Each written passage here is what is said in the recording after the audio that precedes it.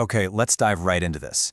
When you hear about massive modern AI models like GPT-4 or Claude, you constantly hear these absolutely staggering numbers, right? Hundreds of billions or even trillions of parameters. But here's the secret. Those numbers never, ever work alone. They don't just float around in the void. They actually live inside a massive, highly structured, glowing mathematical object. And it's an object so powerful that if you can understand it, you fundamentally understand the engine driving literally every neural network on Earth. That object is called a matrix. So welcome to our explainer on the true engine of AI. Here is our quick roadmap for today. We'll be covering the engine of AI, building the matrix, key matrix types, matrices as transformations, inside GPT's brain, and finally, beyond matrices. And don't worry, there is absolutely no complex algebra required here. We're going strictly for visual intuition. So let's build this. Starting right off with Section 1, the engine of AI, from scalars to matrices. To set the stage, let's do a super quick recap. First up, we have a scalar. Now, a scalar is just a single number. Think of it like a temperature, a price, or just a single weight in a network. It doesn't have any direction, it's just one isolated value, like the number 5. Next, we level up to a vector.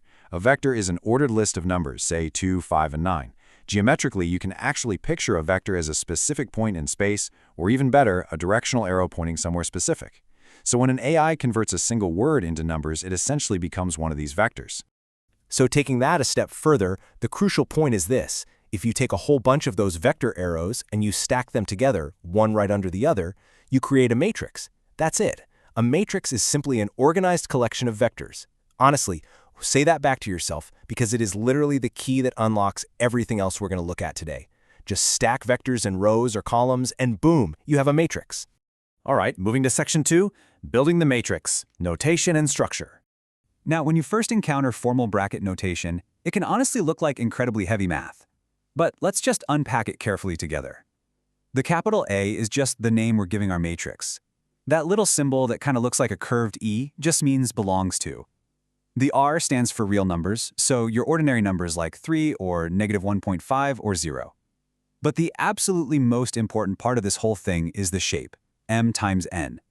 M always represents the horizontal rows and N always represents the vertical columns. Mixing up rows and columns is hands down a beginner's biggest trap. So always remember the golden rule. Rows first, columns second. And finding a specific single number inside that massive grid follows that exact same rule. In traditional math notation, we use a lowercase a to refer to a specific element, followed by I for the row and J for the column. Notice how capital letters mean the whole matrix, while lowercase means the individual vectors or elements. And you know, this brilliantly illustrates how math translates directly into programming. If you're working in code libraries like NumPy or PyTorch, grabbing an element looks almost identical. Capital A, open bracket, I, comma, J. Row first, column second. Always. On to Section 3, key matrix types. Let's bridge some of this abstract math with real-world AI applications. Matrices come in a few common flavors. First, we have the identity matrix. It has 1 straight down the main diagonal and zeros everywhere else. Multiplying by this is literally like multiplying by the number 1. It leaves things totally unchanged, which turns out to be absolutely crucial for residual connections and deep learning. Then we have symmetric matrices, where if you flip it across that diagonal, it remains identical. These pop up everywhere in statistics and similarity calculations. Diagonal matrices are fantastic for computationally cheap scaling. And finally, the triangular matrix, where everything above or below the diagonal is 0. This one is really cool. It's actually how GPT creates a masking pattern so that it can't cheat and read future words while it's generating text. Let's hit Section 4, matrices as transformations. Okay, I need you to completely shift your mental model right now. We are going to stop viewing a matrix as just some static spreadsheet and start viewing it as a dynamic, space-bending function. I want you to picture a matrix as a machine. You feed an input vector, an arrow, into this machine, and the matrix morphs the glowing grid of space around it to produce a brand new output vector. So how does it actually morph that space? Basically through 4 main actions. First up, scaling. It can stretch or shrink the arrow. Second, rotating. It can spin the vector around like a steering wheel, completely changing its direction. Third, shearing. Imagine pushing the top of a deck of cards sideways while the bottom stays completely fixed, distorting all the angles. And fourth, projecting, flattening a 3D arrow down to cast a 2D shadow where some of that original information is lost forever. I really want to let that quote sink in for a second. Inside an AI, matrices are actively pulling related concepts, like say king and queen, closer together in mathematical space. When a word vector passes through a neural network, it isn't just randomly jumbled around. It is intentionally stretched, rotated, and sheared in very specific, learned ways by the matrix. A matrix is literally the mathematical description of how meaning moves and changes shape. To make these transformations actually happen, we have to manipulate these objects step by step. Addition and subtraction are pretty straightforward. They happen entry by entry. But keep in mind, the matrices must be the exact same shape. Scalar multiplication acts a bit like a volume knob, scaling every single entry in the entire matrix by just one single number. And the transpose operation simply flips a matrix over its diagonal, turning rows into columns. Now you might notice something pretty big missing here: matrix multiplication. We are intentionally skipping the mechanics of matrix multiplication today. It's so fundamental and complex that it really deserves its own dedicated explainer. But just know for now, it's the combination of these operations that actually powers the AI. Next up, Section 5, Inside GPT's Brain. Behold the staggering dimensions of GPT's core embedding matrix, 50,000 by 768.